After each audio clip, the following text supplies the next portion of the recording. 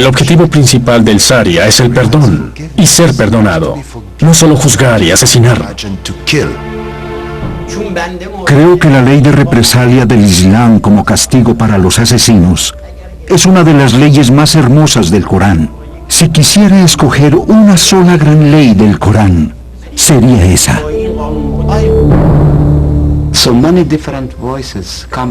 Muchas voces diferentes salen del Corán. Los moderados encuentran apoyo en los versos del Corán, los radicales también. Como mujer siento que el Corán honra y dignifica a la mujer. Mi creencia personal es que no tengo que usar el hijab.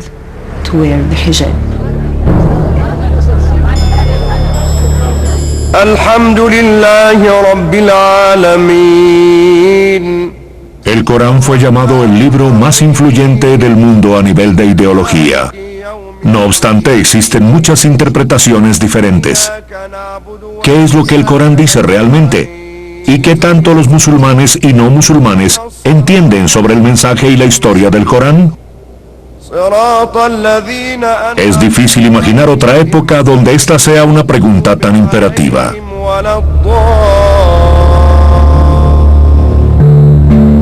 El Corán.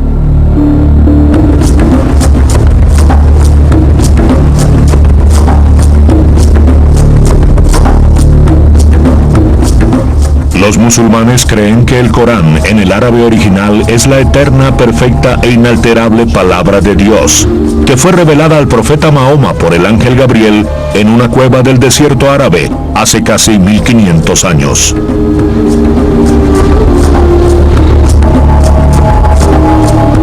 El mensaje de Dios, según la creencia musulmana, fue transmitido paso a paso, durante un periodo de 23 años, hasta la muerte del profeta en el año 632. Según la tradición, Mahoma era analfabeta, pero tenía una memoria impecable. Luego de cada encuentro con el arcángel, repetía el mensaje de Dios a sus parientes y amigos cercanos, quienes lo escribían sobre las pieles, las hojas de palma, sobre cualquier cosa que tuvieran a mano. 20 años después de su muerte, estos trozos fueron unidos para conformar la primera versión escrita completa del Corán.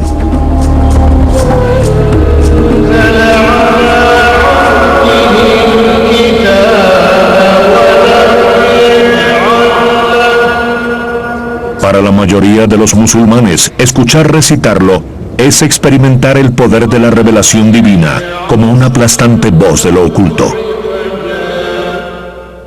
Es la palabra de Dios. Está presente, está ahí hablándote.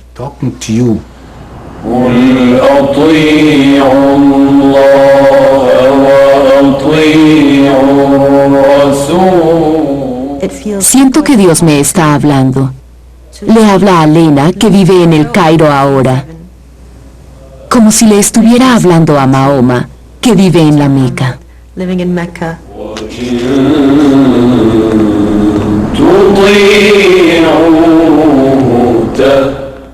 Me habla a mí, no a mi intelecto. Le habla a mi cuerpo, le habla a mi corazón.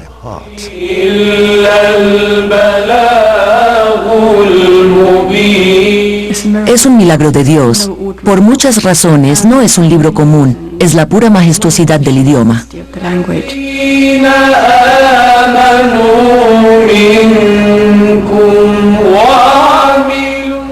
Es una forma lingüística hermosa. A veces me hace llorar.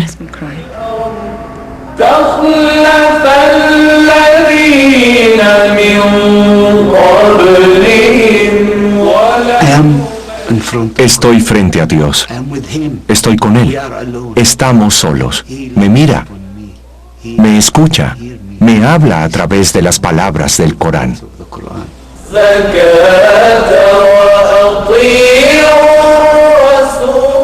Los musulmanes creen que el Corán es la revelación final de Dios a la humanidad. Solo tiene 6.000 versos, apenas una quinta parte de los que tiene la Biblia. Pero a diferencia de la Biblia, no hay una cronología obvia. Es una serie de revelaciones dentro de una estructura narrativa compleja. No es un libro de historia, no es sobre la moral, no es un sermón, no es un libro de ciencia, es único. No hay otro texto antes o después que sea remotamente comparable con el Corán. Te da los parámetros y deja que tu inteligencia y tu juicio proporcionen los detalles. Es un libro de pautas. Hoy el Islam es una religión de enormes dimensiones. Abarca más de 1.000 millones de personas desde las Américas hasta la China, desde Finlandia hasta el extremo sur de África. Sin embargo, dentro de este universo, existen profundas diferencias sobre el estatus de las mujeres, sobre las actitudes que conciernen la paz y la violencia, el castigo y el perdón.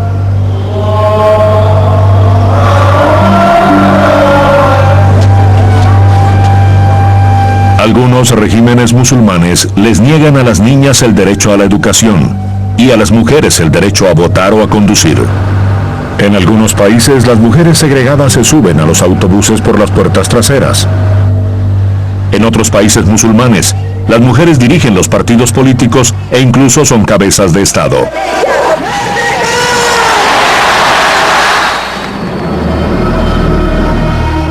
En unos pocos países musulmanes, las ejecuciones con piedra, la horca y la decapitación son llevadas a cabo en público. En otros, la pena de muerte fue totalmente abolida. Existen también asombrosas diferencias de culto y de credo.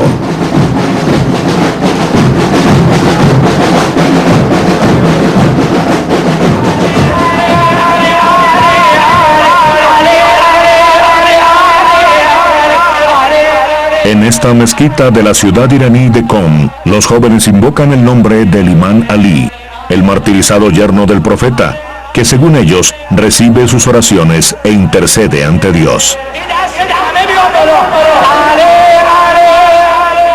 Otros musulmanes rechazan estas prácticas como adoración a los santos y blasfemia.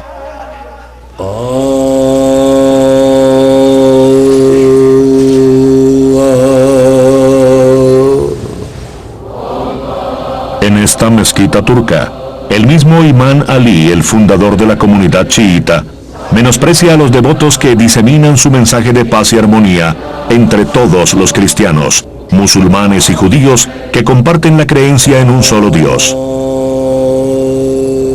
Aquí los hombres y las mujeres oran juntos y expresan su devoción en cantos y a veces en danzas. Otros seguidores del mismo Corán consideran esta forma de veneración y la representación pictórica de Ali un sacrilegio.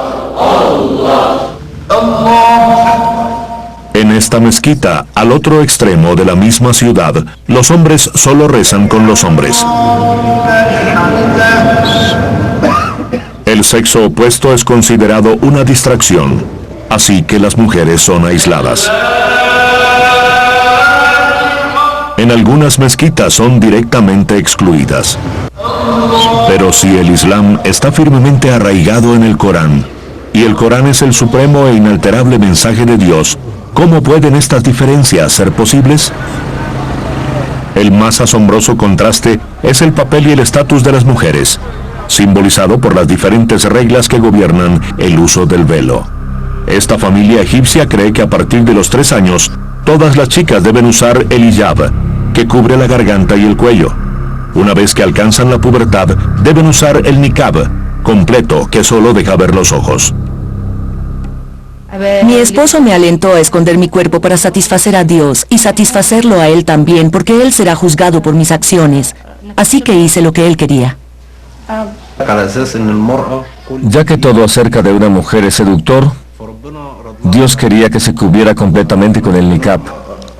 Si ese es el deseo de Dios, también será el mío.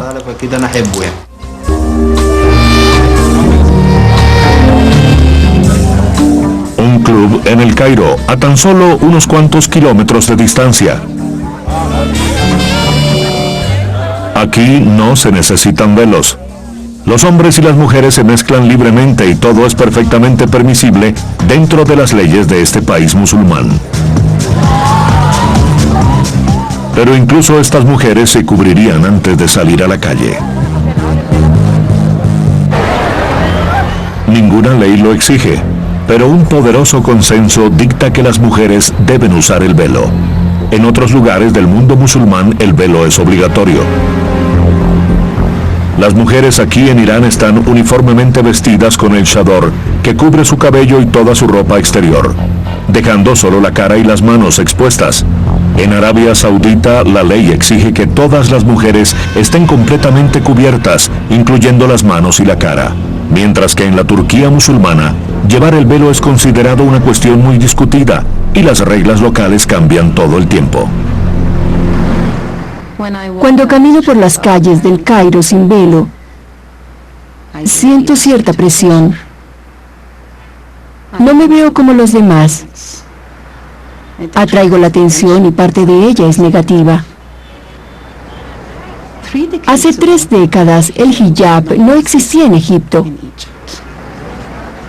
Hasta 1974 no vi ni una sola mujer con velo. Si miras el funeral de Nasser en septiembre de 1970, verás 7 millones de egipcios entre hombres y mujeres en las calles del Cairo. Y ninguna de las mujeres llevaba velo.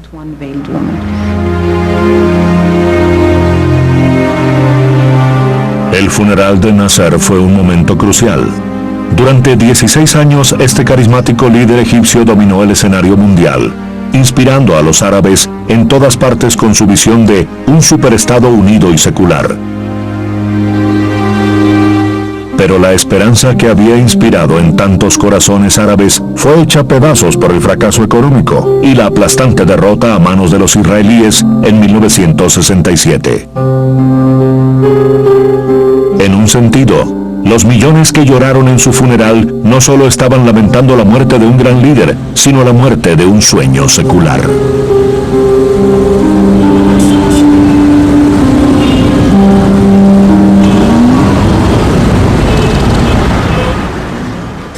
De pronto, ya no teníamos de qué escondernos. Teníamos que encontrar algo más. Y muchos jóvenes que nacieron en los años 70 fueron los primeros en tomar una identidad religiosa. Entonces, ¿qué dice el Corán sobre la obligación que tiene la mujer de usar el velo? Díganle a las mujeres creyentes que controlen sus ojos y cuiden su virginidad. Y no expongan sus adornos excepto aquello que es aparente. Y pongan sus velos sobre sus escotes y no muestren su belleza. ¿Cómo interpreta una de las más importantes autoridades musulmanas la frase "no expongan sus adornos, excepto aquello que es aparente"? La mayoría de los clérigos están de acuerdo en que aquello que es aparente significa las manos y el rostro. Los hombres religiosos tenían esposas e hijas que no usaban el hijab hasta los años 70. Entonces de repente se dieron cuenta que era obligatorio. Y esa no es la única paradoja. Otros eruditos interpretan el mismo verso en el Corán como una orden muy clara de que una mujer debería estar completamente cubierta. El Corán claramente estipula el código de vestir de las mujeres en el Surat Al-Nur. Dice que el rostro, los ojos, los labios y la belleza de las mujeres son sus adornos. Si se lleva un velo, este debe cubrir el rostro y esconder la belleza. El rostro no debe cubrirse.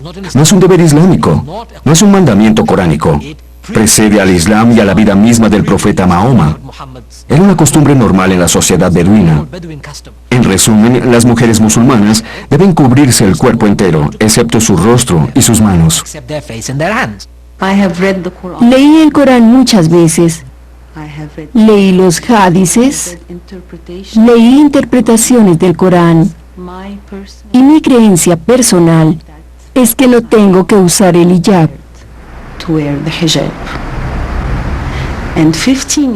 Hace 15 años habría podido plantear una discusión al respecto. Hoy es realmente imposible iniciar una discusión tan específica. Si lo haces, es una blasfemia.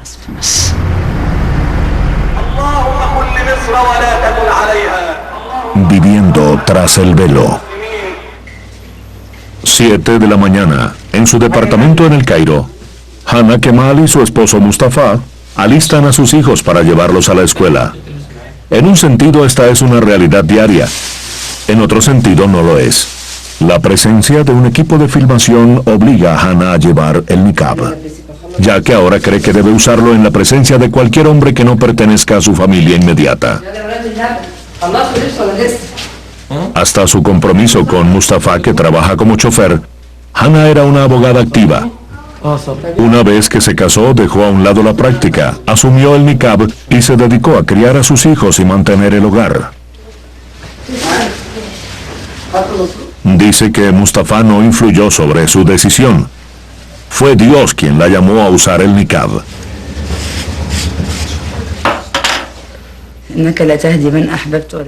Los humanos no controlan lo que les pasa. Es Dios quien nos dirige. ¿Alá le ha recompensado su devoción? Sí, definitivamente. Doy gracias a Dios. Estaba nerviosa de dar este paso. Sentí que el niqab sería una restricción. Di este paso con miedo. Sentía que en cualquier momento me vencería, pero con la ayuda de Dios fue probablemente el momento en que me sentí más tranquila y cómoda en mi hogar, con mi esposo y mis hijos. Una vez que me coloqué el niqab, me acerqué más a Dios.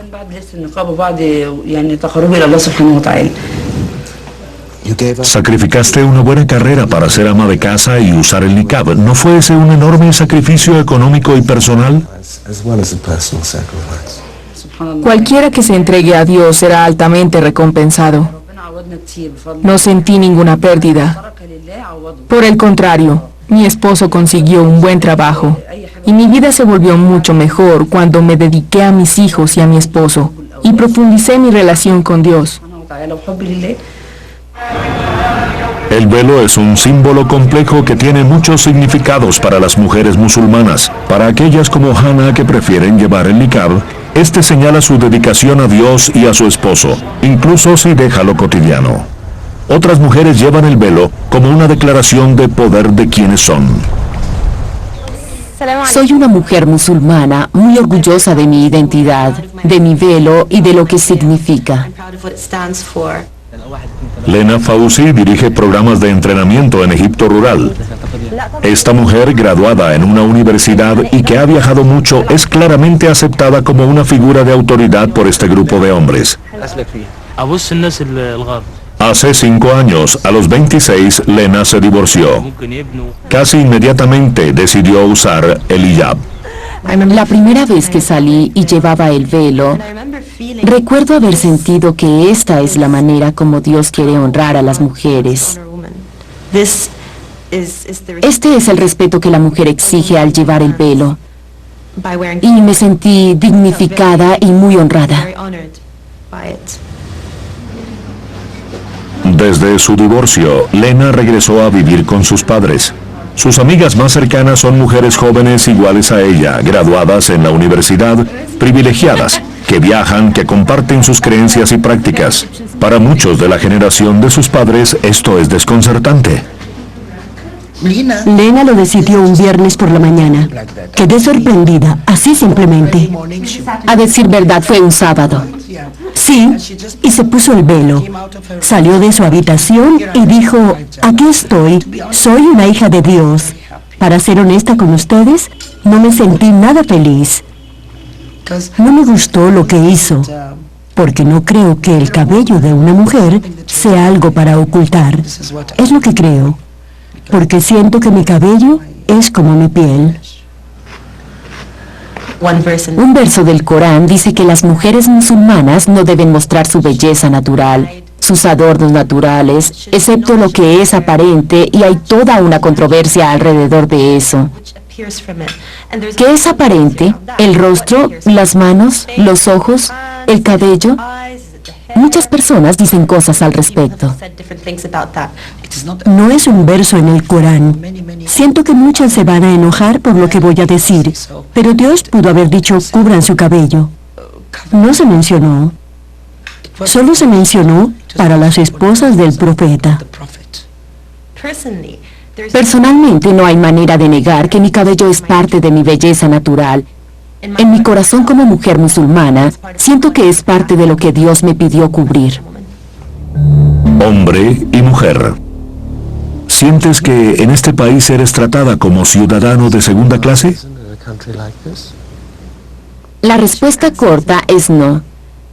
Cuestiono muchas cosas, pero me siento muy cómoda aceptando que si hay algo que no está bien, el problema es con mi falta de entendimiento, no con el Corán.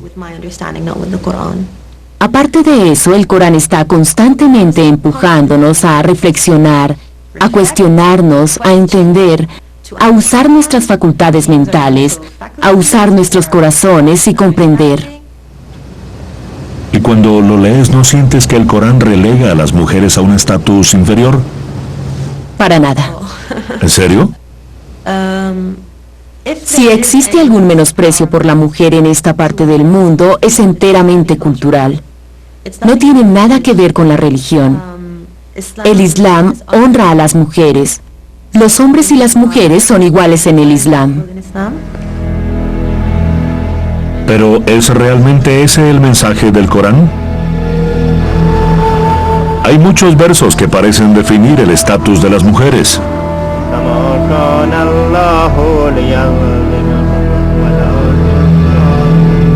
Los hombres son los encargados de los asuntos de las mujeres, ya que Dios prefirió a uno por encima del otro. Significa que los hombres son financieramente responsables de la familia y deben satisfacer todas sus necesidades. Los hombres están un grado por encima de la mujer. Pero la mujer es igual al hombre en todo lo concerniente a los sentimientos humanos. Amor, confianza, orgullo, respeto y honor. Aquellas esposas que crees que pueden ser rebeldes, repréndelas, envíalas a sus literas y golpéalas. El Islam dice a través del Corán que golpear es apropiado para cierta clase de mujer, no para todas las mujeres. Esta enseñanza se aplica a las mujeres que desobedecen a sus esposos y se niegan a vivir en sus casas, a criar a sus hijos. Quieren salir cuando les place. No quieren que nadie las controle. Y no están dispuestas a llevar a cabo sus deberes.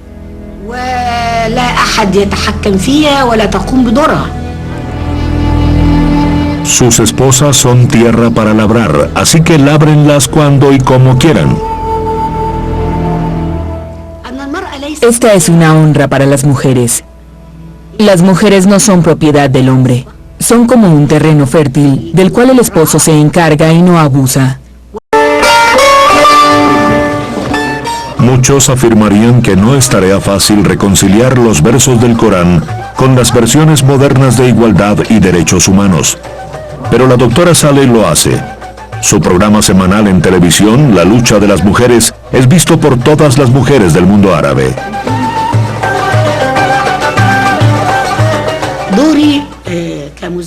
Mi papel como presentadora y académica es mostrar la verdad sobre el Islam, la interpretación correcta del Corán y las tradiciones del profeta, el asunto del velo, la poligamia, el divorcio, las golpizas, la no participación de las mujeres en la vida política y la privación a las mujeres de su patrimonio y su propiedad privada, la obligación de las mujeres de casarse, como sucede en algunos países, donde las mujeres deben casarse con alguien que no aman solo porque es de la misma tribu. Todas estas malas prácticas son el resultado de tradiciones y culturas no conectadas al Islam. Es lo que ha quedado de épocas preislámicas. La doctora Saleh es la primera mujer decana de la Universidad del Cairo Al-Azhar, la más prestigiosa del mundo musulmán.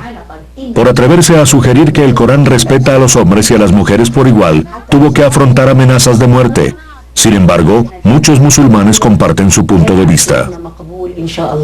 Si miran tanto a la palabra como el espíritu del Corán, hay numerosos versos que hablan de la igualdad, la naturaleza igualitaria entre los dos sexos.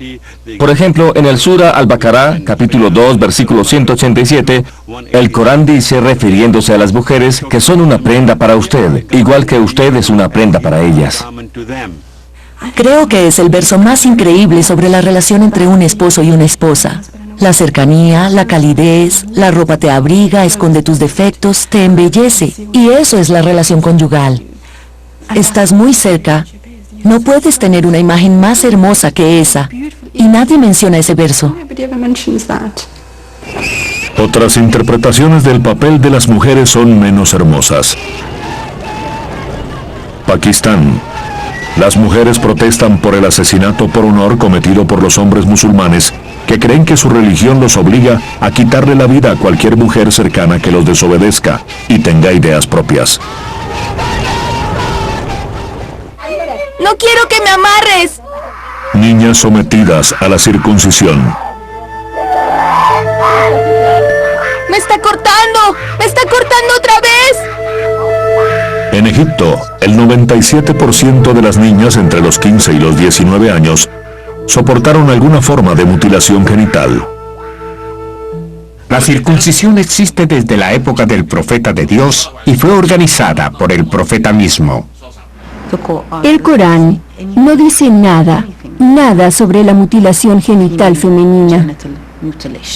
Es una tradición que infortunadamente existe en este país desde hace siglos. Aunque no está aprobada en el Corán, algunos clérigos conservadores apoyan totalmente la práctica.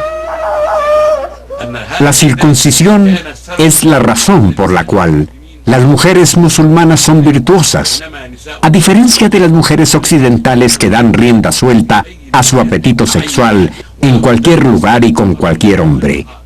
Espero no insultar o avergonzar a la nación inglesa, donde el adulterio ocurre a gran escala. Con la circuncisión esto se rectificaría y purificaría. Es una práctica cultural africana, anterior al Islam y que sin duda en lo que respecta al ijmar, el consenso entre los eruditos del mundo actual, le hace daño al cuerpo femenino. Es mutilar un cuerpo femenino. No está permitido. ¿Cómo puede separarse las costumbres anteriores al Islam del mensaje del Corán?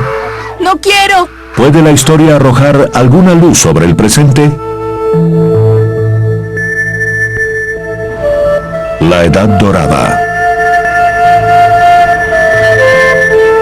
Desde un comienzo, el Islam estaba firmemente arraigado en la tradición judeocristiana. Jesús es venerado en el Corán.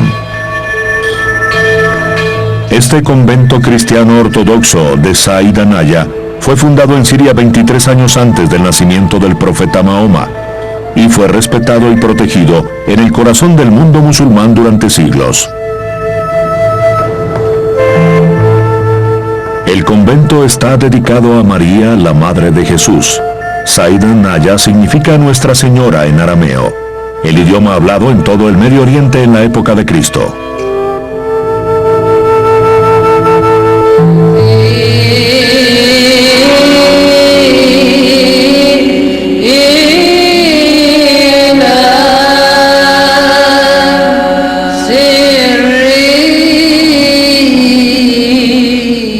El árabe es ahora el idioma de estos cristianos devotos. Dios es Alá, y cualquiera familiarizado con el Corán reconocería las palabras y las frases en la liturgia cantada.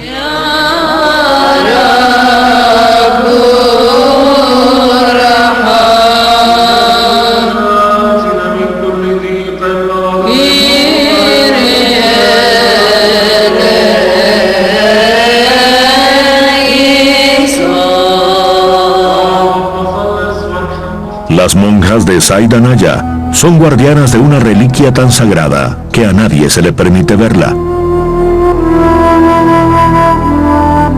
Escondida tras una serie de puertas plateadas, hay un icono de María sosteniendo al infante Jesús. Se dice que ambos posaron para el cuadro que fue pintado por San Lucas. Sea verdad o no, cristianos y musulmanes como estas mujeres vienen aquí a rezarle a la Virgen, buscando un milagro de curación.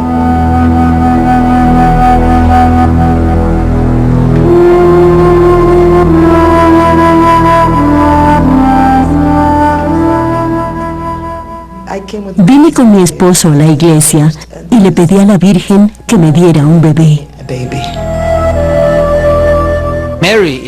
En el Islam y el Corán, María es considerada como la mujer más casta y virtuosa, una mujer que encarnó un milagro en la faz de la tierra, el nacimiento de un bebé.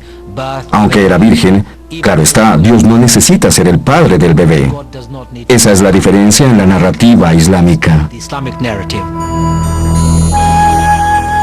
Un capítulo entero fue dedicado en honor a María. Abraham, Moisés, David y los profetas de la Torá también son venerados, igual que Jesús. Aunque no es considerado el Hijo de Dios, se menciona más veces su nombre en el Corán que el mismo Mahoma. Jesús es una figura muy venerada. Es también considerado el profeta que trajo una de las santas escrituras en las cuales creemos. En el Islam es conocida como Injil, ahora se conoce como el Nuevo Testamento. Creo en Moisés y en la Torá. ¿Eso en qué me convierte? ¿En judío? Creo en Jesús y en la Biblia. ¿Me convierte eso en cristiano? Y creo en Mahoma y en el Corán. ¿Me convierte eso en musulmán? Jesús, Moisés y Mahoma están al mismo nivel de profecía. Están mencionados en el Corán como los mensajeros de Dios. Entonces, ¿quiénes somos nosotros para decir que esto es mejor que lo otro, o que esto es correcto y lo otro no? Tú tienes tu religión y yo la mía. Lo dice Dios. No son mis palabras.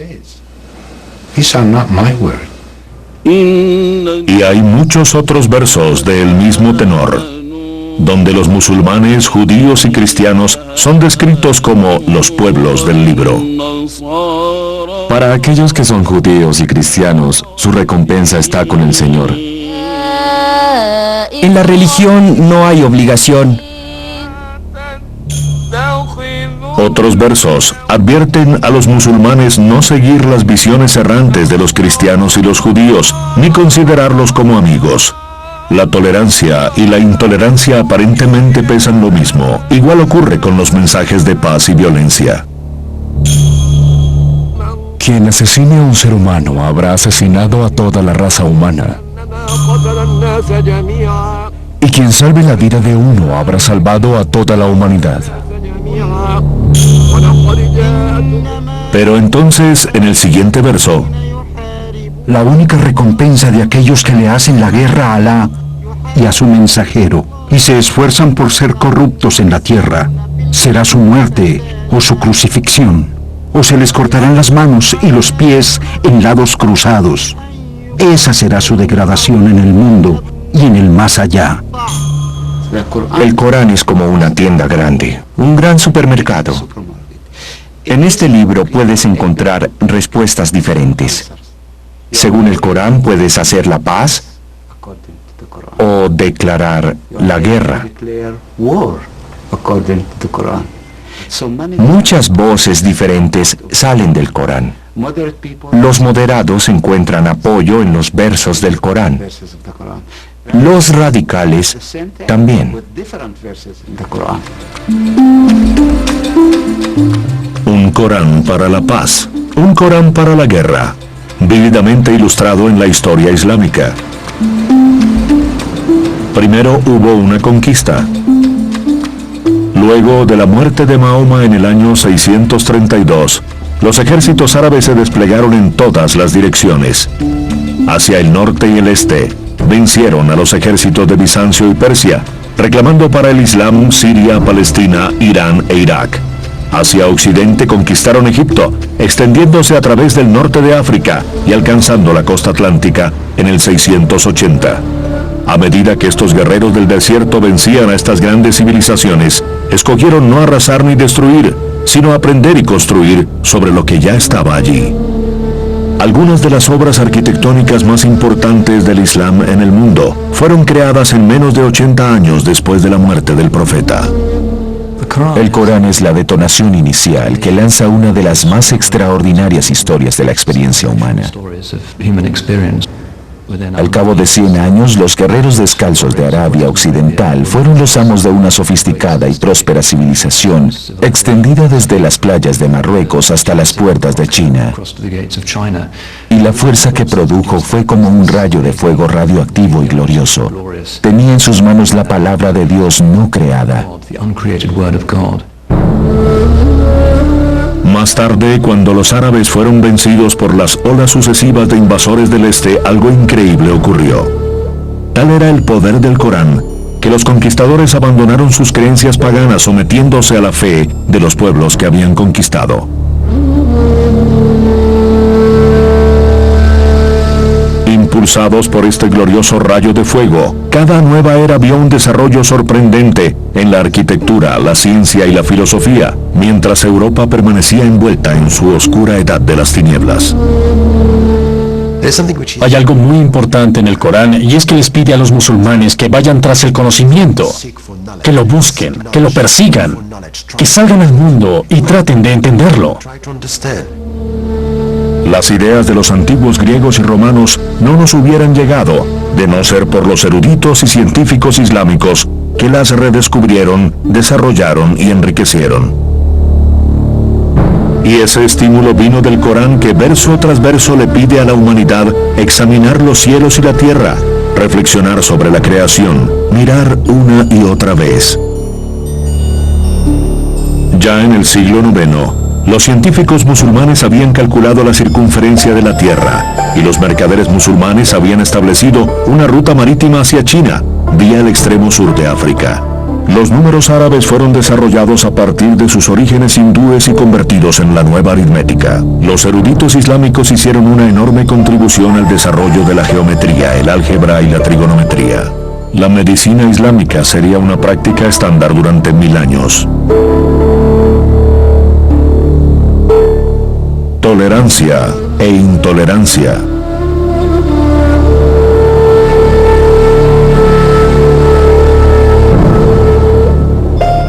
Cuando la sociedad musulmana estaba en ascenso, el llamado del Corán a la transparencia y la tolerancia alentó a judíos europeos y cristianos disidentes a buscar protección en el Islam, cuando huían de la persecución en sus propios países.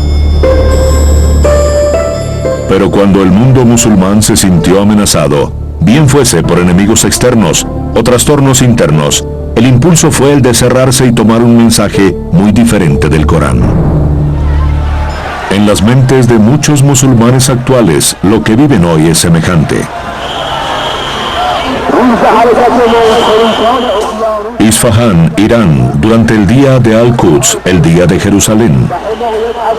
En todo el mundo musulmán, la gente marcha en manifestaciones como estas, algunas espontáneas, otras organizadas en protesta contra lo que ven como la ocupación de su ciudad sagrada.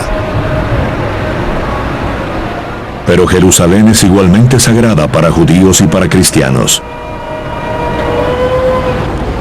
Los judíos devotos oran en el muro occidental, lo que queda del segundo templo destruido por los romanos en el año 70 después de Cristo, una fecha que marca el comienzo de la larga noche de la diáspora judía. En el monte de arriba hay 2 mezquitas, Al-Aqsa y la cúpula de la roca, construida 6 siglos después cuando los victoriosos árabes recuperaron el control de la ciudad de manos de los cristianos bizantinos. Según la tradición bíblica, la roca debajo de la cúpula es el lugar donde Abraham se preparaba para sacrificar a su hijo Isaac. Y de acuerdo con el Corán, fue aquí también donde Mahoma ascendió al cielo, luego de realizar un viaje nocturno desde la Meca hasta Jerusalén.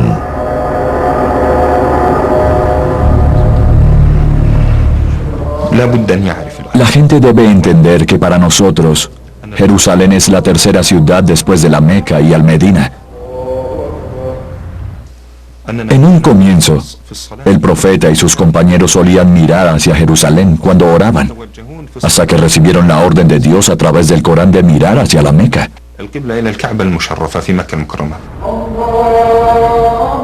Dios elevó a nuestro profeta desde la Meca hasta Jerusalén y luego lo llamó al cielo.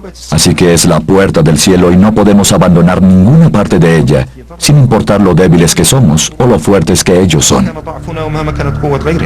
Desde comienzos de la Edad Media, el Islam respetó los derechos de los cristianos y los judíos de orar aquí libremente, pero en tiempos modernos esa relación se rompió.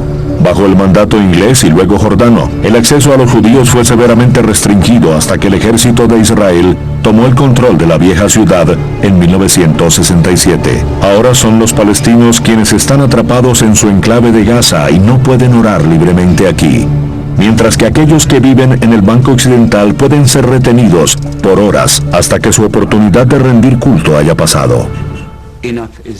Suficiente. Basta de sangre. Basta de matanzas. Basta de odio. Pertenecemos a la misma familia. Adoramos al mismo Dios.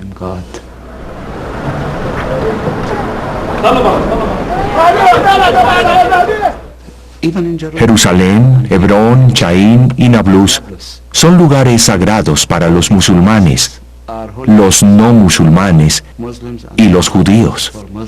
En el Banco Occidental de la ciudad de Hebrón está la tumba de Abraham, padre de las naciones judías y árabes a través de sus hijos Isaac e Ismael. Claramente establecido en el Corán, el mismo Dios escogió a Abraham como su amigo y le ordenó a Mahoma: Abraham, Moisés y Jesús no se dividan. Pero Hebrón está ferozmente dividida más que cualquier otra ciudad del mundo.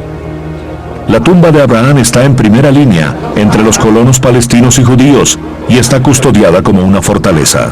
¡Apágala, apágala! Para mantener estos lugares como santuarios, tenemos que trabajar juntos.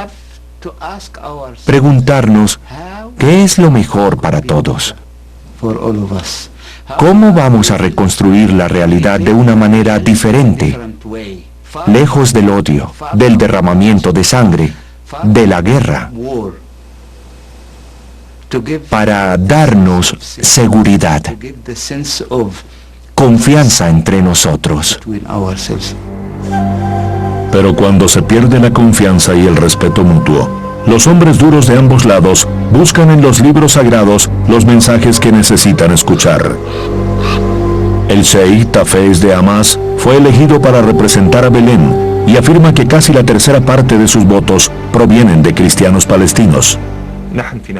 Lo correcto necesita de un poder que lo proteja, especialmente cuando su tierra y su gente fueron atacados. A veces, las flores necesitan espinas que las protejan. El mensaje del Corán es claro. Si alguien te ataca, atácalo de la misma manera. Si matan a nuestras mujeres, niños y ancianos como lo hacen en nuestras ciudades y aldeas, tomaremos represalias.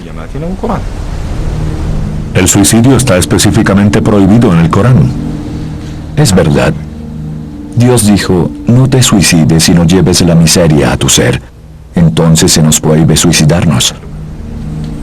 Si tuviéramos las mismas armas que el enemigo, no recurriríamos a este método. Pero no las tenemos, así que es nuestra única opción. Esa es la paradoja del Corán. Por un lado, el consistente mensaje de que la vida es sagrada. Verso tras verso, el suicidio está explícitamente prohibido. No se destruyan a sí mismos.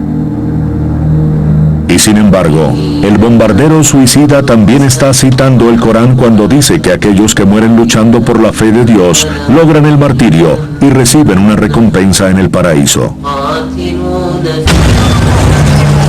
¿Es esto luchar por la causa de Dios? ¿Y esto?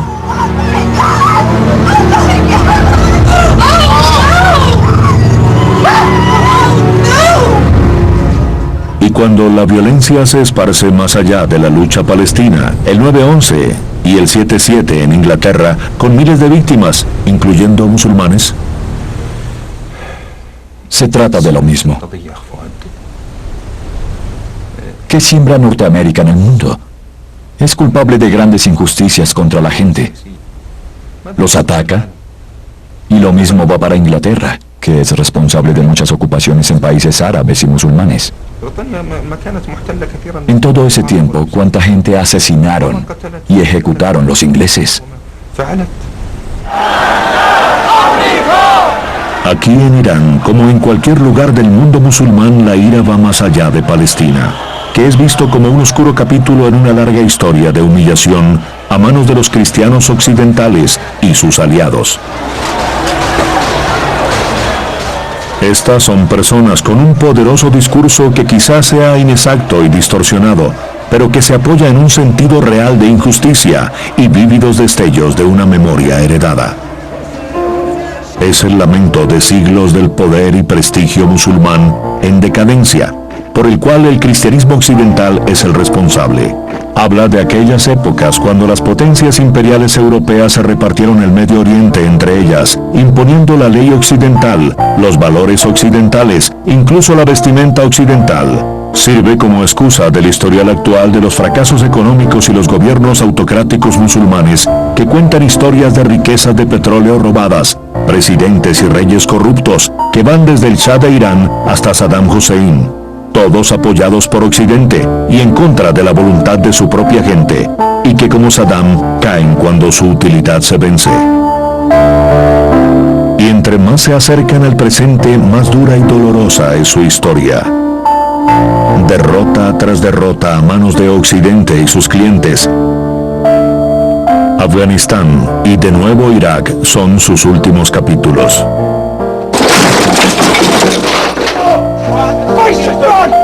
Nunca vistos como una liberación, sino como una ocupación y una humillación. Nadie capitaliza más esta historia que los clérigos conservadores fundamentalistas del Islam. Toda la sangre derramada hoy en día es la sangre de los musulmanes. Chechenia es sangre musulmana. Cachemira es sangre musulmana. Afganistán es sangre musulmana. Bosnia y Herzegovina, Palestina, Chipre, Etiopía y Somalia son sangre musulmana. Casi cubrimos el mapa. Y la ira se levanta y el tono se endurece. Las voces de aquellos a los que el Corán habla de paz y tolerancia son abatidas por las de aquellos que aceptan el mensaje contradictorio. Vamos a declarar que somos los hijos del emir de los creyentes, el imán Ali. Sin importar dónde estemos, enfrentaremos a los enemigos del Islam. Nunca nos rendiremos frente a este pueblo corrupto. Nunca. ¡Muerte a Norteamérica! ¡Muerte a Israel! ¡Muerte a Inglaterra! Oh Dios, corta las manos perversas de Norteamérica e Israel. Haz que Norteamérica, Israel y Gran Bretaña se debiliten.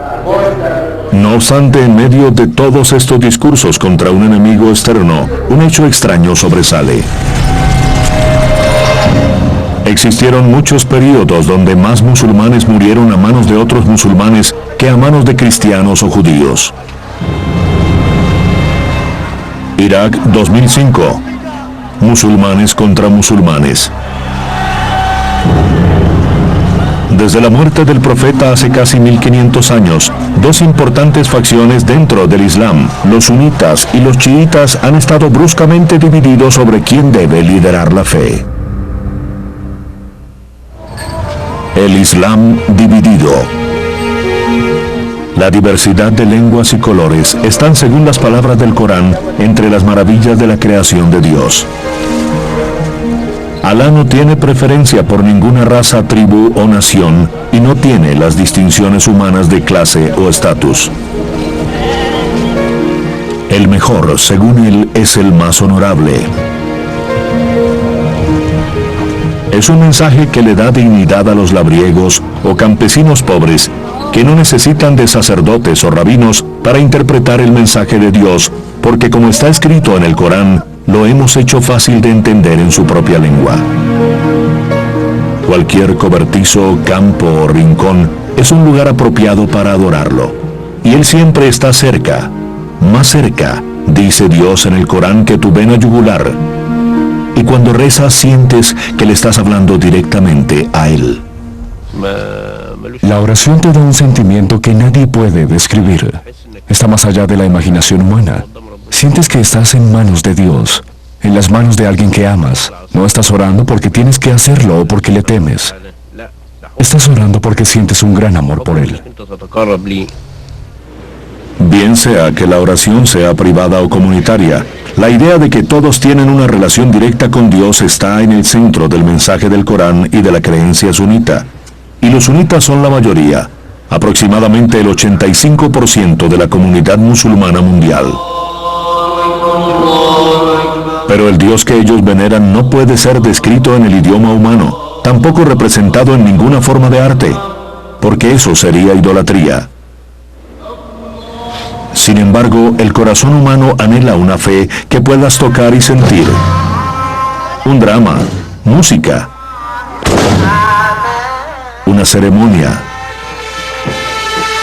Anhela grandes historias de sacrificio y dolor, martirio y redención. Y alguien a quien rezarle que tenga forma humana. El Islam chiita responde a estas necesidades, y aquí en Irán casi todos son chiitas. En esta sagrada ciudad de Qom se lleva a cabo una conmemoración simbólica del asesinato de Ali, el yerno del profeta. El chiita cree que Ali y sus descendientes, los imanes, fueron escogidos por Dios para dirigir a la comunidad musulmana, pero en las generaciones siguientes todos los imanes fueron asesinados.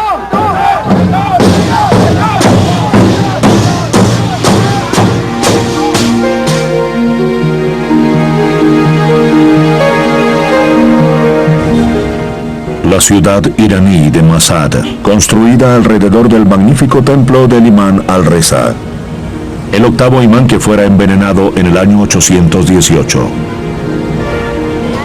A medida que va atravesando la calle, la gente se detiene a honrar la sagrada memoria de este santo difunto.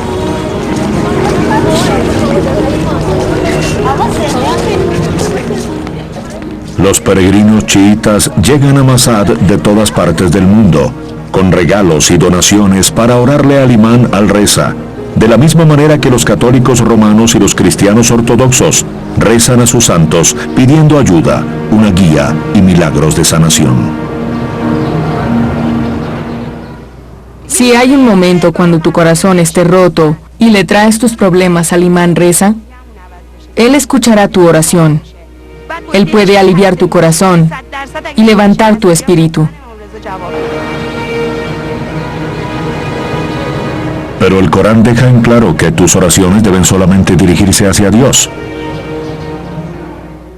Cuando quieres llegar a Dios, debes hablarle primero a los imanes, para que puedan interceder por ti.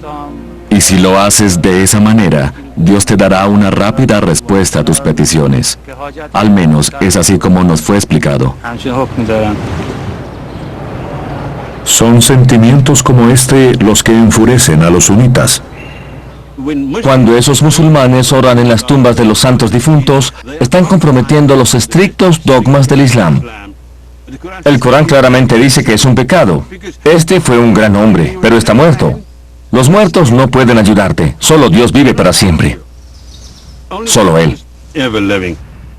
No estoy diciendo que acudo al imán Reza para que pueda resolver mis problemas. Estoy diciendo que tengo una petición para Dios, pero mi posición no es lo suficientemente alta. Coloco al imán Reza como intermediario para que él, que está muy cerca de Dios, le pida que se apiade de mí. El gran ayatolá habla desde su oficina privada en el corazón de la ciudad iraní de Qom. Aquí especialmente uno tiene la sensación de que las diferencias entre los sunitas y los chiitas reflejan la división entre los católicos y los protestantes.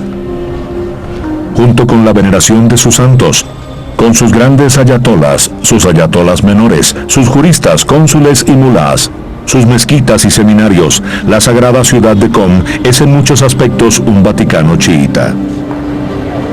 La gente viene aquí a pagar sus diezmos y a buscar respuestas a las preguntas que no pueden resolver a través de su propia lectura del Corán.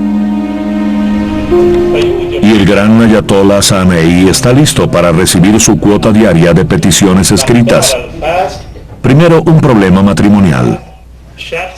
Este esposo entró al matrimonio ocultando el hecho de que era infértil e incapaz de tener hijos. Si su esposa hubiera sabido de su condición, el matrimonio nunca habría tenido lugar.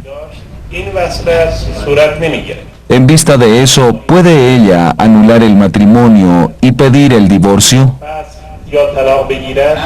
Sí, puede anular el matrimonio. La infertilidad no es en sí misma un impedimento para el matrimonio, pero este es un caso de engaño, porque se basa en la presunción de salud. Sí, es correcto. ¿Estoy en lo correcto, señor Hay? Pero el señor Hay cuestiona si es justo asumir engaño. Desde su punto de vista, el problema solo salió a la luz después del matrimonio. Pero el gran Ayatollah no está de acuerdo. Había ocultado esta imperfección. Para mí está claro que es un caso de engaño.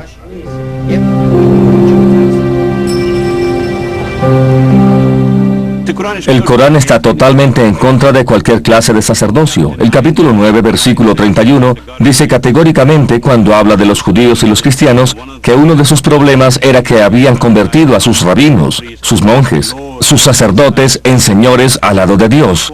No requerimos de intermediarios. No hay necesidad de un intercesor. Usted y yo tenemos todo el derecho de orar y conectarnos con lo divino. Tanto los sunitas como los chiitas, ambos reclaman el derecho divino a dirigir la comunidad musulmana, pero están fundamentalmente divididos en su relación con Dios y el Corán. Esa es la causa de 1500 años de un conflicto sangriento donde la minoría chiita ha sido la más desvalida. Estos chicos lloran a Ali, el mártir fundador de su fe, y por una larga historia de masacres, en las cuales los chiitas han muerto por miles a manos de los sunitas dominantes. No obstante, hay otro movimiento importante que se eleva por encima de estas divisiones y abraza a los seguidores de ambas tradiciones, los sufis.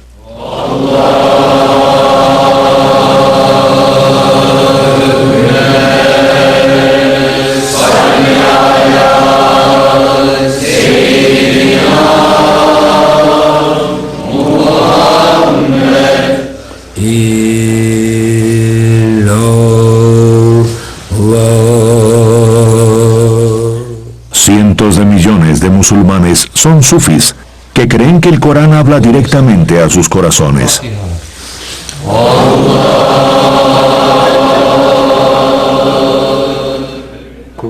El Corán es muy simple. Dios no lo hizo muy complicado. Son historias de la vida diaria. No necesitas eruditos para entenderlo. Observen a los hindúes, no hablan árabe. Miren a los turcos, no hablan árabe. Los persas no hablan árabe. Y memorizan el Corán y tan pronto lo memorizan, lo entienden. Entra en su corazón sin traducción. Igual que los sunitas, los sufis creen que su relación con Dios es directa, pero por encima de todo, es una relación de amor que todo lo consume. Dices Alá, y eso te trae todo un sentimiento de pasión, de amor. Estás conectado con el que amas. Tienes que esculpir el nombre de Dios en tu corazón, como esculpes una piedra, pero no puedes esculpir el nombre de Dios con cinceles y martillos. Lo haces repitiendo su nombre, siempre repitiendo el nombre. Dices, Alá, debe venir del corazón, ya sabes, de lo profundo. No es solo una palabra que sale de tu boca.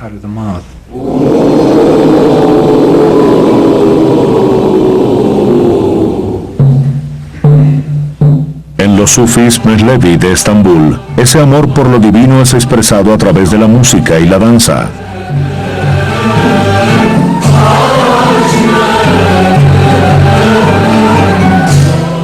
Es un ritual de 700 años cargado de simbolismo. Las capas negras representan la tumba, los gorros café la piedra de la tumba.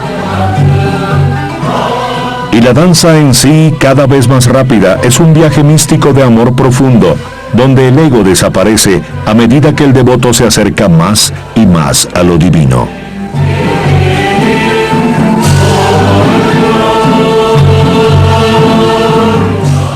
Hay sufís que creen que esta danza está representada en el Corán por los patrones en espiral que aparecen en tantas versiones antiguas del texto, y está directamente conectada al ritual central del Islam, la circulación en masa alrededor del Santo Kaaba en la Meca. Pero la gente que controla la Meca hoy considera todas las prácticas religiosas de los sufí Mevlevi, la música, la danza, la mezcla informal de hombres y mujeres como una abominación. Los hombres que caminan con el rey Abdullah de Arabia Saudita son musulmanes sunitas, pero ellos se han apartado del ideal sunita de tener su propia relación personal con Dios. Arabia Saudita posee su propia jerarquía clerical, y el mensaje religioso dominante es una forma de Wahhabi Islam que representa los puntos de vista de solo una minoría de los musulmanes. Si alguien es atrapado cometiendo sodomía, maten tanto al sodomita como al sodomizado. El cuello de ambos hombres es cortado por la espada. Luego son colocados en el ataúd y quemados. La yihad en Fallujah es una fuente de orgullo. Las gargantas deben ser cortadas y los cráneos destrozados. Este es el camino hacia la shahada y el sacrificio. Al controlar el corazón teológico del Islam y nadar en petrodólares, han logrado imponer su estricta, rígida, estrecha, sectaria y separatista interpretación del Islam sobre toda la comunidad musulmana y la comunidad internacional. Esto es una gran tragedia para todos nosotros. Los wahhabistas de Arabia Saudita alimentaron el Talibán y permitieron la destrucción de uno de los lugares más antiguos del mundo, las magníficas estatuas de Buda en Afganistán.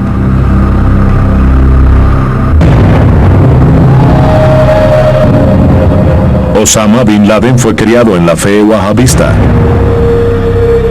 Y 15 de los 19 terroristas responsables del 9/11 eran de origen saudita.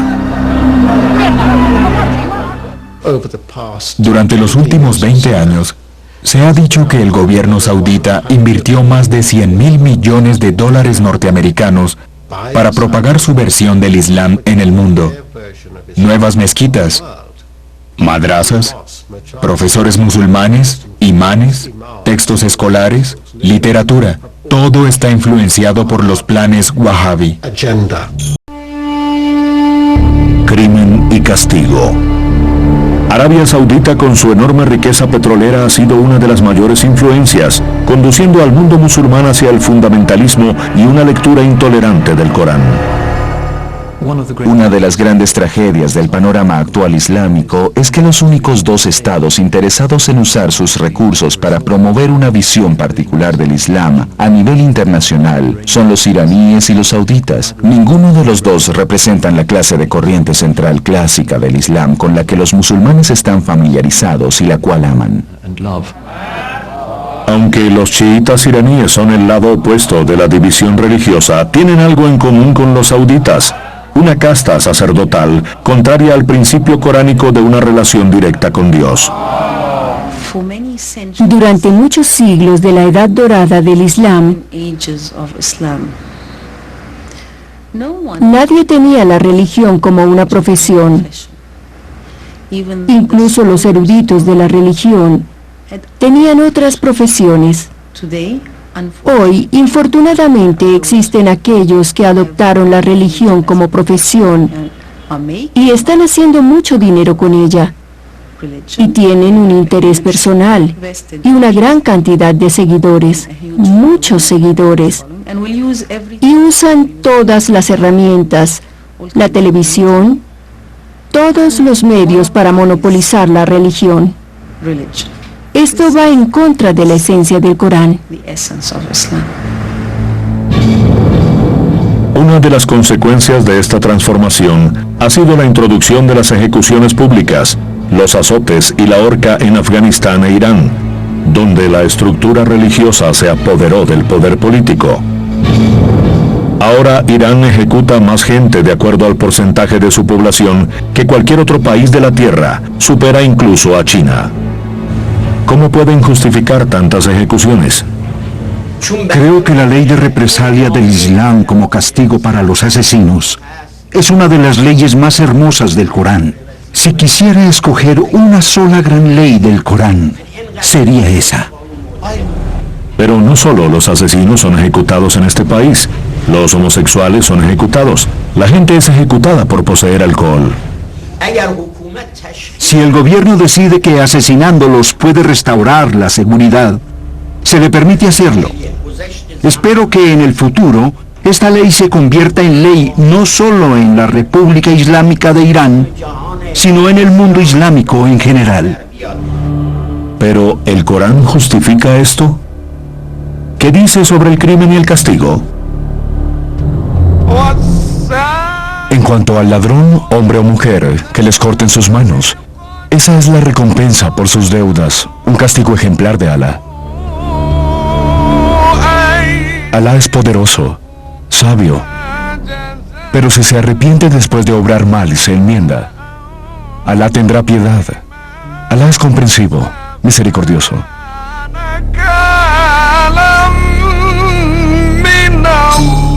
El Corán estipula que la sentencia no puede ser llevada a cabo si el ofensor se arrepiente sinceramente. Sin embargo, este énfasis en la misericordia a menudo se pasa por alto. Al adúltero y la adúltera azótenlos con 100 azotes. No sientan lástima por ninguno de los dos. No se nieguen a obedecer a Alá. Si se arrepienten y mejoran, déjenlos vivir. Alá es piadoso y misericordioso. Y bajo ese espíritu, el Corán deja absolutamente en claro que nadie debe ser condenado sin una prueba concluyente de culpabilidad. El objetivo principal de la Sharia es el perdón, ser perdonado. No es solo juzgar y matar. Y las condiciones para implementar el Código Penal son tan difíciles que todos los eruditos dijeron desde un comienzo que era casi imposible hacerlo. La pena por adulterio requiere que 4 testigos declaren que vieron el acto sexual. Eso hace realmente imposible obtener una prueba evidente de adulterio. Por eso, desde el inicio del Islam hasta ahora, los adúlteros que han recibido el castigo total pueden contarse con los dedos de una mano. Lo mismo ocurre con la amputación. Antes que la sentencia se lleve a cabo, deben considerarse las posibles razones de mitigación. Esta interpretación humana de la ley Sharia es el principio directriz en el Banco Occidental Palestino. Vecino al mercado de frutas en la ciudad de Ramallah, se encuentra la liberal Corte de Sharia. La atmósfera adentro es maravillosamente casual. No hay policías ni prisioneros esposados. Solo una corriente interminable de gente, algunos en negocios oficiales, otros que solo se detienen para charlar. Como en la mayoría de países musulmanes, hay 2 sistemas legales. La ley civil, a menudo un híbrido de la ley islámica, napoleónica y romana aplicada a casos criminales, y la ley Sharia, que maneja asuntos personales y familiares. Los jueces Sharia arbitran en disputas de custodia y casos de divorcio, donde el derecho de la mujer está basado en principios establecidos en el Corán. Los ancianos tienen el derecho de apelar a las cortes y pueden mostrar que han sido abandonados por sus hijos o hijas, que tienen recursos para ayudarlos. La corte también tiene el deber de nombrar guardianes para los huérfanos y los afectados mentalmente. Aquí el juez le hace una serie de preguntas sencillas a esta anciana que acaba de perder a su hijo.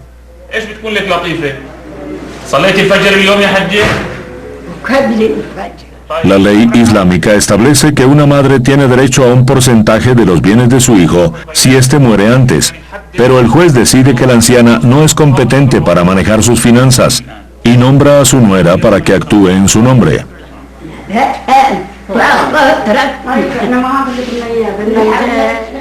Esta es la ley basada en los principios del Corán, como se practica aquí, pero es muy diferente de cómo se aplica en algunos países musulmanes. Si el Corán es tan claro en lo que a los principios de justicia respecta, ¿cómo pueden existir tantas diferencias? La palabra de Dios. El Corán está escrito en la forma de árabe clásico, lo cual a menudo es difícil de entender, incluso para los que lo dominan a la perfección. ولا يزال الذين كفروا في مرية من Para la mayoría de los musulmanes, el árabe no es su primera lengua, y se dice que ninguna traducción puede capturar el total significado del original. Como resultado, el imán individual o sacerdote se convierte en el intermediario entre el Corán y el mensaje que sus seguidores reciben. El mensaje puede ser adaptado para que encaje en cierto tiempo y lugar.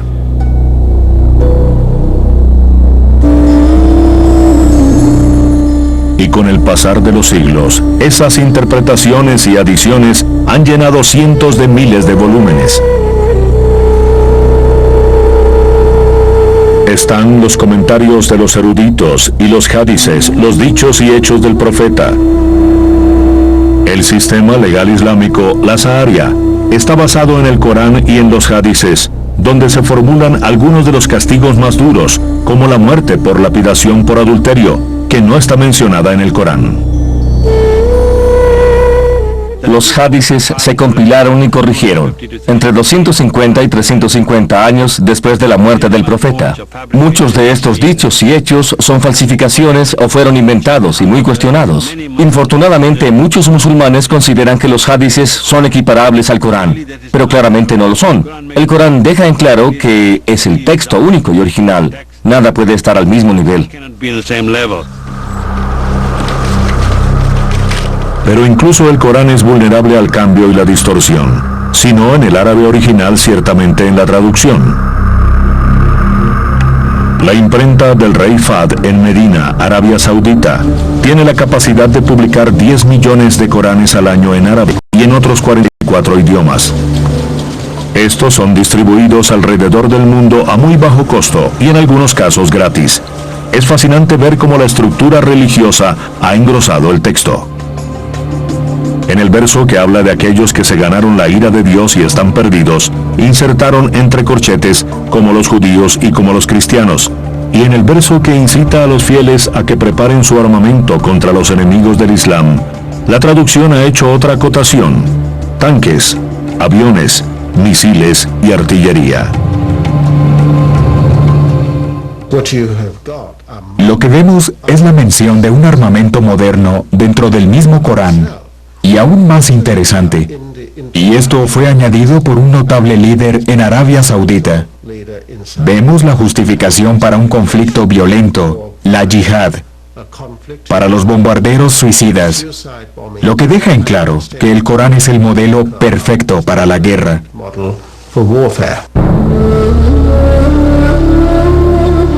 Cualquier sugerencia de distorsión del texto es altamente polémica, debido al significado especial del Corán en las mentes de los musulmanes.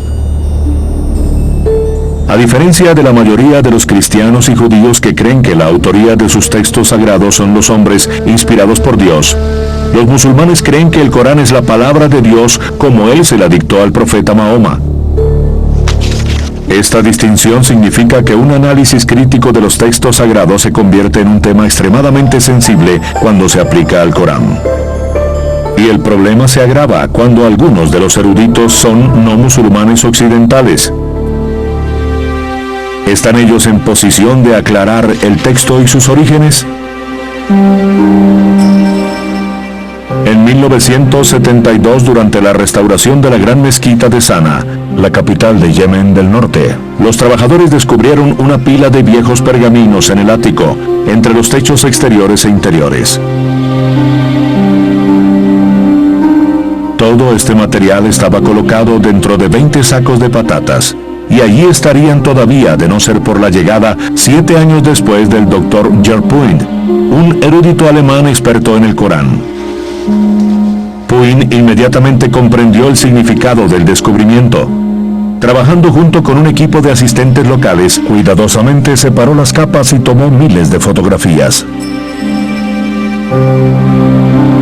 4 fragmentos inmediatamente captaron la atención de Puin. Contenían los primeros y los últimos capítulos del Corán, y a diferencia de cualquier otro Corán que exista, estaban ilustrados con dibujos arquitectónicos de las mezquitas, una pista vital de su origen.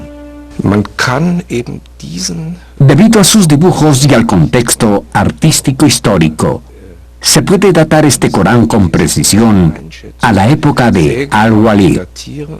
Este es el reino entre 705 y 715. El más antiguo Corán en el mundo, creado 70 años después de la muerte del profeta. A partir de los sacos de patatas, Puin identificó fragmentos de aproximadamente 1000 Coranes diferentes. Las comparaciones entre ellos y el texto estándar del Cairo que se usa actualmente son sorprendentes. Estos primeros textos están escritos en una especie de taquigrafía sin separación de vocales ni puntuación, lo que significa que las palabras individuales pueden tener 30 significados diferentes. La sola existencia de tantas y tan diferentes lecturas posibles sugeriría que este texto no había sido pasado palabra por palabra. El texto no es tan estable como parece según la versión del Cairo.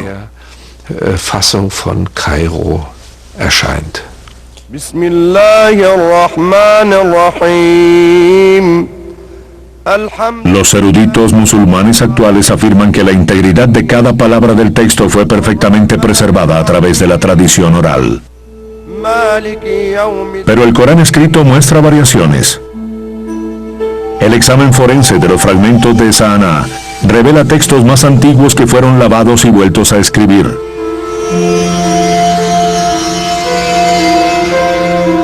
Aunque el texto escondido no revela un significado contradictorio, las palabras fueron cambiadas y los versos de capítulos enteros se reescribieron. Si su investigación es correcta, particularmente en las fechas, esto sugeriría que el Corán no era un solo producto, una sola entidad que fue recopilada en el año 650, sino que se desarrolló mucho más tarde, y de ahí el recubrimiento del texto, de los materiales escritos.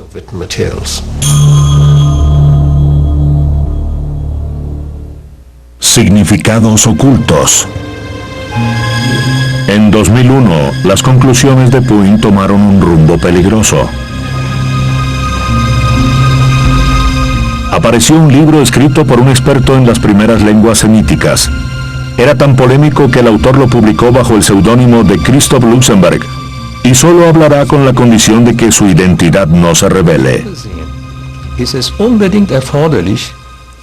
Para poder entenderlo de la forma correcta necesitamos una interpretación y lectura nueva del Corán. El doctor Marcus Gross ayudó a traducir el libro del alemán original al inglés y se dispone a expresar el punto de vista del autor.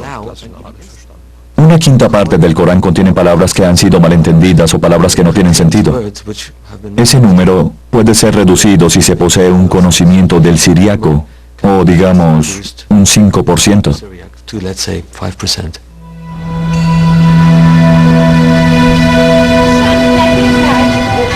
Para el siglo III, el siríaco o sirio-arameo se había convertido en la lengua dominante de la liturgia cristiana. Cristo hablaba arameo, y este aún puede escucharse en las apartadas comunidades cristianas como en este pueblo Malula en Siria.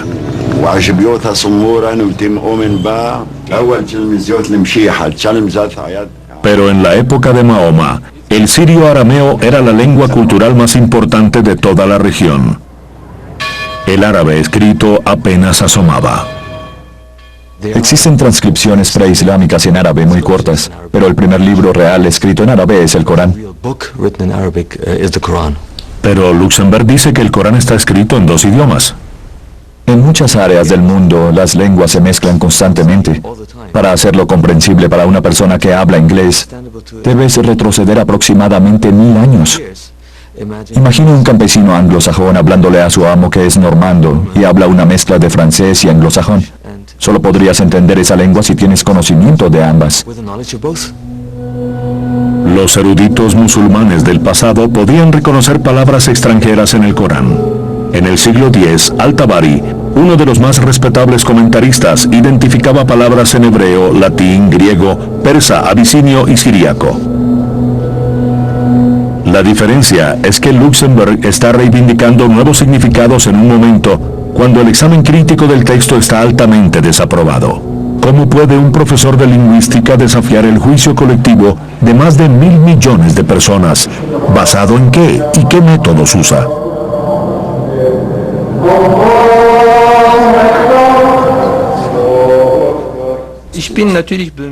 Tomo en consideración el significado de la raíz correspondiente, en siríaco un posible error de lectura. En este caso, un error de lectura significa que el texto sin puntuación fue mal puntuado. También existe la posibilidad de que se escribiera por error una letra siríaca dentro del texto árabe.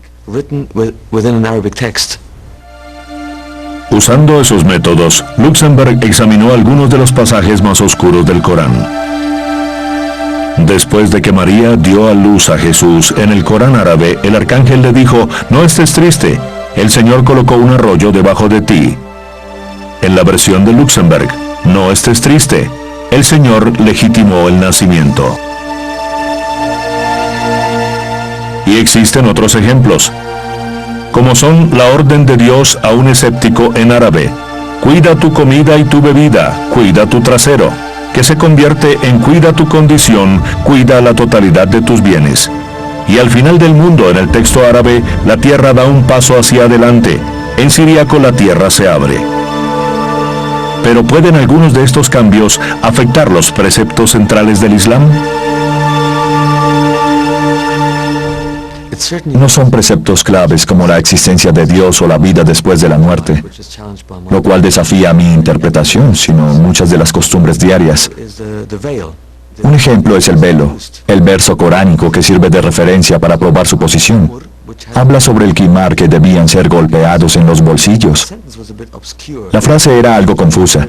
Usualmente se interpreta como cubre tu cabeza y tu escote. Y si por ejemplo observas el chador, que es el velo en Irán, es exactamente lo que se cubre. Pero con mi interpretación siríaca del verso, mi traducción es colócate el cinturón alrededor de las caderas. Y el cinturón era un signo de castidad, especialmente usado por los monjes. Eso hace que tenga más sentido.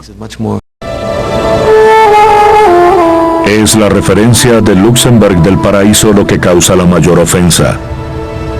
En la ciudad iraní de Isfahán, hay un palacio del siglo XVII construido para representar las puertas del cielo. El refrescante verde de los jardines expresa el anhelo de la gente del desierto, y están hermosamente descritos en el Corán junto con las fuentes fluyendo y los favores de las houris, a quienes se percibe comúnmente como vírgenes de grandes ojos. Un comentario, mas no del Corán, incluso especifica los números, 72 para cada hombre recto. Pero eso no va bien con los 7 versos del Corán que prometen una eterna satisfacción con sus esposas. Luxemburg cree que ha resuelto la contradicción. Hay un pasaje en el Corán que habla de las houris y dice que los hemos emparejado con doncellas de ojos oscuros y grandes. Es la comprensión tradicional de este verso, pero si colocas los puntos en el texto sin puntos, es muy diferente lo que de ello resulta. Te haremos sentir cómodo bajo uvas claras como el cristal. Para el bombardero suicida ya no es el prospecto de las 72 vírgenes en el paraíso, sino un modesto racimo de uvas. El estudio alemán, en lo que a mí concierne, es muy cristiano. Está influenciado por cómo la Biblia fue investigada y recopilada. La Biblia y el Corán no son lo mismo. Para algunos, lo que es tan polémico es la conexión con el simbolismo cristiano. Este mural del siglo V en un monasterio de Egipto muestra a los arcángeles recibiendo las almas en el paraíso. Cada arcángel sostiene una uva en una mano y en la otra recibe las almas difuntas, dándoles un racimo de uvas. El tema de las uvas se repite en las vestiduras de los sacerdotes de esta iglesia ortodoxa siria. Y todo está relacionado con la promesa que hizo Cristo a sus discípulos en la última cena de no beber otra vez la fruta del vino hasta que esté reunido con ellos en el reino de su Padre. Para nosotros, reconocer que tenemos una herencia cultural, religiosa y teológica con el cristianismo o con el judaísmo no es un problema. De hecho, es parte de nuestro cuerpo político como musulmanes creer y aceptar esas escrituras como un todo de un cuerpo de revelaciones divinas desde el comienzo de los tiempos. Aunque el trabajo de Luxemburg ha sido cuestionado por los académicos destacados y no ha sido independientemente corroborado, él cree que abre una puerta que alienta a los lingüistas, a los arqueólogos e historiadores a usar herramientas modernas para arrojar más luz sobre el contenido del texto. Para algunos eruditos musulmanes, esto forma parte del espíritu de búsqueda del Corán y no representa ninguna amenaza para aquellos que son firmes en su fe. La investigación de Luxemburg y sus colegas no debilita ninguno de los principios, enseñanzas o dogmas del Islam. Lo que hace es resaltar preguntas interesantes. Y nosotros como musulmanes pensantes, como personas del siglo XXI, debemos decir sí. Analicemos lo que nos están dando. No lo condenemos, pero veamos si su investigación tiene una base histórica o es el producto del orientalismo europeo.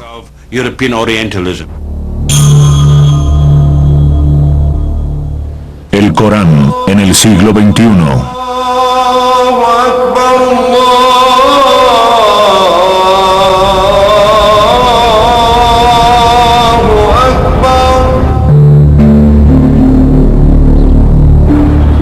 El Corán le dejó tranquilidad y paz a millones.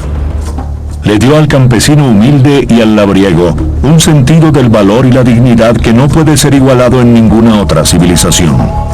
Le enseñó a la gente de diferentes razas a vivir como hermanos y a la gente de diferentes credos a vivir los unos con los otros en una armonía razonable.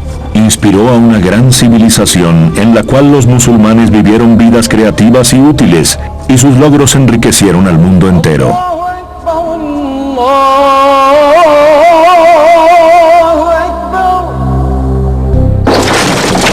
Pero cuando los musulmanes se sienten marginados y amenazados, esta dignidad y cortesía dan lugar a una explosiva mezcla de rabia y odio, impulsando a los voceros de una religión de gran espiritualidad y ética a buscar el apoyo en el Corán para una confrontación violenta. Y en este momento, los musulmanes están probablemente leyendo y escuchando más el Corán que en toda la historia. Los sofisticados creyentes que gustan de la electrónica pueden tener acceso al texto en el árabe original o traducido a través de una nueva generación de Coranes electrónicos. Pero la tecnología moderna también ha dado un tremendo poder y alcance a aquellos decididos a imponer sus propias interpretaciones del Corán. A nosotros los extremistas musulmanes se nos ordena hacer un lavado de cerebro. Montones de canales satelitales compiten por la atención de los musulmanes en todo el mundo. La igualdad de la mujer es una tontería. La cima del Islam es la yihad. Ruego a Alá que haga caer a sus enemigos en su propia trampa y que destruya a los judíos. Lo último en tecnología es Internet, que es una importante plataforma para divulgar un tipo de religión fundamentalista. Es deprimente ver cómo el carácter de una religión puede amoldarse a los desarrollos tecnológicos, pero es algo que está ocurriendo en este momento. La Internet se convirtió en el foro predilecto de los radicales y extremistas. En este sitio, Mohammed Siddiqui Khan anuncia su propio obituario, previo al bombardeo del 7/7 en Londres, donde jugó el papel clave. Estamos en guerra y soy un soldado. Ahora ustedes también saborearán la realidad de esta situación.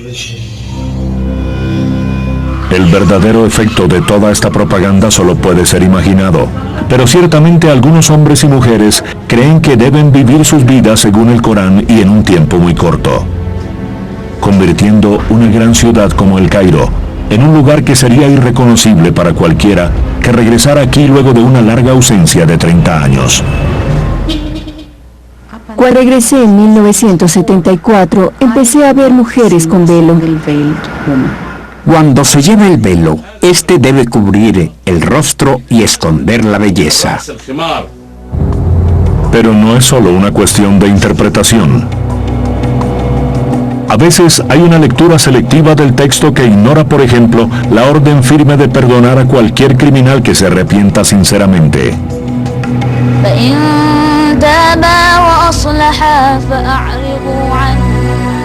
También se reclaman prácticas culturales antiguas que no tienen asiento en el Corán. Es una práctica cultural africana.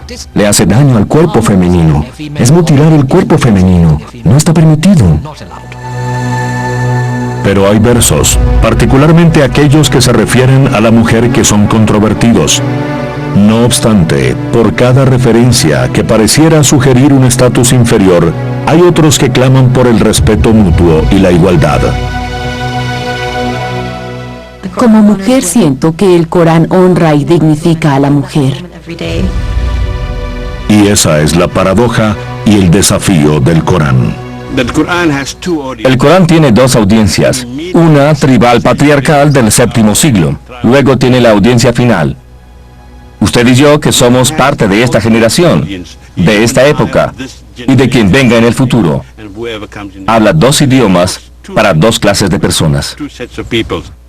Tenemos que hacer cambios de cuando en cuando, no en el propio Corán, porque el Corán es constante, sino en la manera como tratamos de comprender, de interpretar el libro. El Corán está constantemente empujándonos a reflexionar, a cuestionarnos, a entender, a usar nuestras facultades mentales, a usar nuestros corazones y a comprender. El Corán te dice que vayas, estudies, comprendas e intentes cambiar para mejorar. Ustedes están aquí como reformistas. Deben reformarse a ustedes mismos, a su corazón. Esa es la manera como el Corán debe actuar en sus vidas, como un compañero, una luz que les ayuda a ser creativos. Más de 1.000 millones de personas consideran el Corán como la verdadera palabra de Dios, su mensaje final. La manera como los musulmanes interpretan ese mensaje puede afectar el futuro del Islam y de toda la humanidad.